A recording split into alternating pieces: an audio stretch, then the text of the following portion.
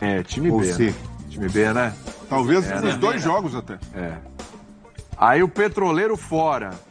Olha, dá pra ornar esses 2 jogos, hein? Porque realmente o Juazeirense dá pra dar uma poupada. Dá pra dar uma poupada em 2 jogos, ou não dá? 3? Não dá pra segurar um pouquinho a emoção aí? É viagem cansativa É e jogo cansativo. Né? Exatamente. Voltam só contra o Flu. Né? Dá pra ornar bem aí, hein? Aí o Fluminense em casa, beleza. Aí Juazeirense fora, pela Copa do Brasil. Quantos jogos tem aí? 7? É. Desses 7, eu só colocaria os titulares em 2. Fluminense e Contra Bragantino? o Petroleiro, tenho minhas dúvidas. Primeiro, depende do resultado contra o Emelec. É óbvio que o Fluminense, eu vi o Fluminense ali confundir. É óbvio que o Palmeiras vai se classificar, mas sempre tem também aquela, não preocupação, aquela vontade, aquele desejo, aquele objetivo de ter uma das melhores campanhas. Se de repente o Palmeiras empata ou perde do Emelec, ele também não vai se dar ao luxo de perder pontos contra o Petroleiro. Tem altitude, não tem? Tem. Então, eu acredito que ele vai poupar contra o Juazeirense, contra o Petroleiro eu já tenho dúvidas. De repente vai com o time... É, quando a gente fala que ele poupar, pode... Não, eu tô dizendo, não escalar os é entrar com a principais reserveira jogadores. total. É ornar Mesclar. ali. Vamos lá, vamos então começar o jogo de um jeito. Deixa os caras no banco, ô Abel. Contra o Fluminense Qualquer em coisa casa, entra. ele pode mesclar. Até pode. Ou poupar. Até pode. Mas assim, se a gente tiver que escolher titulares, eu tô com o professor. Fluminense e Bragantino. No resto, você negocia. Até para poupar de viagem também. Exatamente. Principalmente contra o Petroleiro, né? Contra o Juazeirense Porque também a viagem. o Palmeiras ainda pode se dar o luxo. Eu concordo com o Abel. Em Libertadores, você tem que fazer sempre o seu melhor para carregar vantagens. Claro. Carregar vantagens. Mas, especificamente nesse grupo, o Palmeiras pode se dar o luxo de eventualmente poupar na Libertadores. Porque a vaga vai vir. Já tem até saldo. Aqueles 8 lá que fez. Sim. Então é muito difícil que você se Tem que complique priorizar na o brasileiro um Libertadores. pouco, né? Se ele não tiver preocupação de ter uma pontuação tão alta, aí ele pode, com reserveira contra o Petroleiro, classificar, vai. E a reserveira contra o Petroleiro também é segura. Era o que eu ia Não, mas eu tô falar. dizendo lá fora. Mas lá fora. Altitude. É o que eu ia A falar. reserveira com pulmão, segura. Se ele ganha pra ganhar. se ele ganha do Emelec, aí tá sim. resolvido. Aí ele já tem 9 pontos em 3. Olha que beleza, cedinho assim. Resolver a Libertadores cedinho, olha que você vira do caminho. O Caco falou uma coisa aí, Caco. É isso, eu tô com o Caco nessa. Por isso que eu falei de Fluminense e Bragantino. Dá um olhar carinhoso pro brasileiro, porque tem todas as condições aí para não ir perdendo ponto pelo caminho. Dá pra ganhar o brasileiro esse ano, ô Caco. É que tem aquela corrida das competições, né? E aí ele larga mal contra o Ceará, perde pontos, e ele não corre risco, por mais que seja eliminatória essa fase da Libertadores, ele não é mata-mata, mas ela é eliminatória. Não são pontos corridos. Mas como o Palmeiras está muito bem, ele pode fazer. Não digo isso, geralmente o time tem G1, G2, grupo 1, grupo 2, grupo 3. O 1 é o titular, o 2 é o misto. E o 13 é aquele totalmente reserva. Talvez um misto em alguns jogos. Né? Reserva contra o Juazeirense, né? E titulares no Brasileiro, independente de quem fossem os adversários. Não falo nem tanto pelo Fluminense e Bragantino, mas claro, são adversários fortes, mas poderiam ser até os lá da ponta de baixo. O próprio Juventude, com todo respeito, time de Caxias do Sul aqui, mas para garantir o resultado, ele precisa dos resultados no Brasileirão, na Libertadores, mais essa questão de ficar na liderança geral e ter vantagem nas outras fases. Mas é importante priorizar o brasileiro mais que a Libertadores. Se resolver a Juazeirense com reserva e reserva, tá bacana. Eu acho que dá, hein? Olha, Sim, no planejamento Juazeirense, é assim. com todo respeito. A Juazeirense é perigosa.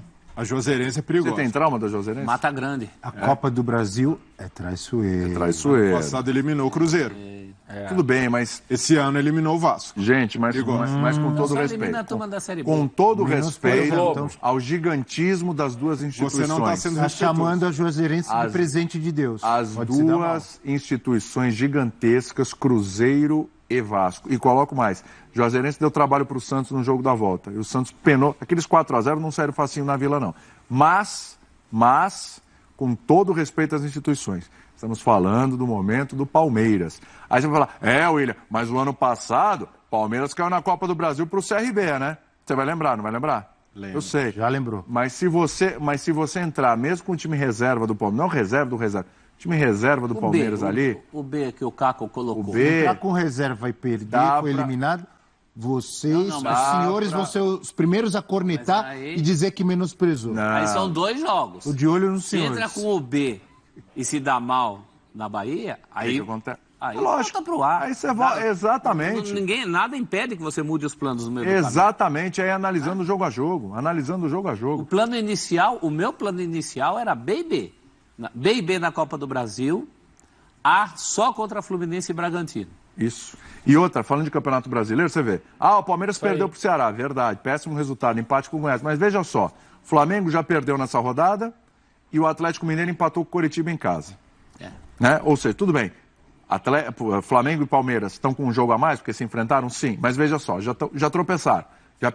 E o Palmeiras venceu bem. Já tirou um pouquinho da diferença. É isso, é começo de campeonato. Dá para brigar, vai avançando e vai negociando conforme a fase que tiver da competição. É isso. E contra o Petroleiro, professor? Você falou B e B nos 2 contra o Juazeirense, A contra Fluminense e Bragantino.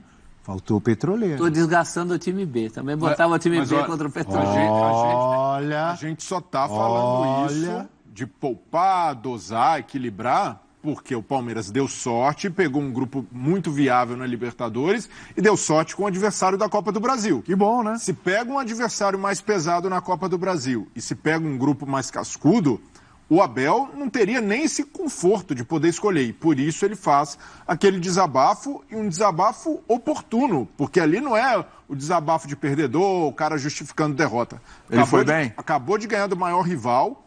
Ali ele até nobre e sensível com um compatriota, com um colega de profissão do outro lado, entendendo que o Vitor Pereira seria cobrado por ter poupado, algo que o próprio Abel já teve de fazer no ano passado. Então ele vai bem, porque é nesse momento que a gente precisa ouvir técnicos como ele se revoltando com essa situação. E ele usa a palavra certa. É uma insanidade o Palmeiras jogar tanto a cada ano. Porque você tem de ser premiado pela competência e não punido. O Palmeiras tem sofrido, e o Abel, quando fala sobre saúde, não é exagero. Tem vários técnicos sofrendo com problemas físicos de saúde. A gente já viu Muricy tendo de se tratar, o Cuca, o próprio Dorival Júnior. Então são casos recorrentes e de atletas que estão sendo elevados ali a uma pressão mental que não dá para o cara se recuperar de um jogo para o outro. Então, por mais que a gente critique aqui o Vitor Pereira, como ele deve fazer, não dá para fugir de qualquer debate no futebol brasileiro sem enxergar que o calendário não é viável para os clubes, para os atletas, para todo mundo que está envolvido no show, no campeonato, na instituição futebol brasileiro, que não tem dado certo. E eu vejo que o Abel, ele hoje deixa um legado não só tático, técnico em campo, mas também um legado social, de tentar falar sobre mudanças no futebol brasileiro. Eu vejo que a figura Abel Ferreira, por mais que em alguns momentos tenha exageros, tenha até um pouco de visão colonialista, que ele deve modular em alguns momentos, mas esse Abel é uma figura muito positiva para o futebol brasileiro, por levantar esse debate não só nas derrotas, mas também nas vitórias. Fala aí que eu vou dar mais um pouquinho de Abel aqui para vocês. Manda o plazinho aí. Eu concordo muito com o Abel, quando vocês sabem disso, quando ele pede tempo para que os técnicos consigam realizar, desenvolver o trabalho deles aqui no Brasil, o que normalmente não acontece. Com um mês, com 15 dias, um mês e meio, 2 meses, a gente cansa de ver, e não é só esse ano, não é de hoje, os técnicos serem demitidos. Campeonatos estaduais, quantos técnicos foram demitidos ou são demitidos durante os campeonatos estaduais que duram 2 meses? Então, infelizmente, é o que acontece, e eu concordo com o Abel. Tem que ter tempo para fazer um trabalho. Quero ver se você concorda nessa com o teu xará também. Solta o Abel aí, mais uma. O futebol de uma maneira, à minha maneira. E aceito quem a veja de outra maneira.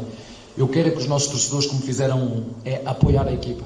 É quando o Zé faz aqueles cortes, é festejar como se fosse um golo. É quando fazemos golos, festejar como se fosse um golo. É olhar para a nossa equipa. Para mim, o olé olé, desculpem, para mim é faltar ao respeito ao nosso adversário. E nós precisamos de todos os adversários. E quanto melhor forem os nossos adversários, mais nós vamos encher os estádios. Ele está falando com relação ao canto de olé da torcida, né? Em cima do Corinthians no final do jogo ali, já no segundo tempo, enfim, etc. Eu entendo. Eu, sinceramente, eu não crio cartilhas para o torcedor. Cada um torce como quiser, de verdade. Eu não gosto de ficar dando, não pode fazer isso. Claro, você não vai ser violento, não vai chegar às vias de fato. Tem gente que acha que não tem que xingar e tal. Ok, tem os limites para se conviver em sociedade, né? Evidentemente, né?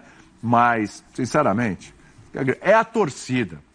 Jogador tem que ter o respeito ali dentro de campo. Não dá pra ficar fazendo firulinha, brincadeirinha, ficar jogada de efeito quando tá 3-4-0, sacanear. Isso realmente é um código ali entre os jogadores que precisa ser respeitado. Agora a torcida, sinceramente... Eu não vejo problema, sinceramente. Eu não vejo problema. O time tá ganhando, começa a tocar bola, a torcida gritar olé.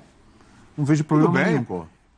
Não é o que ele falou, mas eu acredito que o maior descontentamento dele, e aí é um pensamento, uma cultura diferente mesmo, do profissional, do técnico, do futebolista, do atleta europeu, é em relação a você querer, em vez de ir lá fazer mais gol, ficar fazendo gracinha, entrar no clima do olé. Então, o que eu estou querendo dizer é, o descontentamento dele é mais em relação ao time do que à torcida. Mas ele acaba pondo a torcida junto. Ele não quer que grite olé. Eu não vejo problema. Mas eu entendo quando, por exemplo, os alemães estão ganhando do Brasil... Em vez deles se preocuparem em dar toquinho de calcanhar, ficar tocando a bola, eles vão meter gol. Eles querem isso. O Jorge Jesus, quando veio no Flamengo, era a mesma coisa. Estava ganhando de 3-0 e começava a tocar a bola, ele ficava bravo. Lembra? Dando bronca à beira do campo, ele quer mais gol. E o Abel Ferreira é a mesma coisa. É um pensamento diferente. Ele tem que exigir isso do time mesmo. Ele não vai ver um jogo... Agora, a torcida... Dificilmente você vai ver um jogo na Bundesliga ou na Premier League. Se eu estiver errado, por favor, me corrija. O time tá ganhando de 3-0, vai começar a fazer firulinha, tocar bola, ele vai querer fazer mais gol. Só um segundinho aqui. É o pensamento, a cultura diferente. Sim. Só um segundinho aqui, que o Caco tinha pedido a palavra. Vai lá, Caco. Não, é rapidinho. O Olé não tem violência nenhuma. A própria flauta, a corneta do torcedor, tudo é válido, mas é uma questão mais cultural do Abel. Mas sabe que a gente já está com pouco tempo, mas o que me chamou a atenção foi a fala dele, citando Paulo Autuori, que pediu para ele falar a questão do calendário, do desgaste. Será que tem que ser um técnico da Europa que vem para cá, português, para falar isso para alguém levar em conta? Porque vários técnicos brasileiros já falaram isso e ele está puxando essa bandeira. Que bom, acho muito positivo o que ele está fazendo pelo futebol brasileiro. Boa.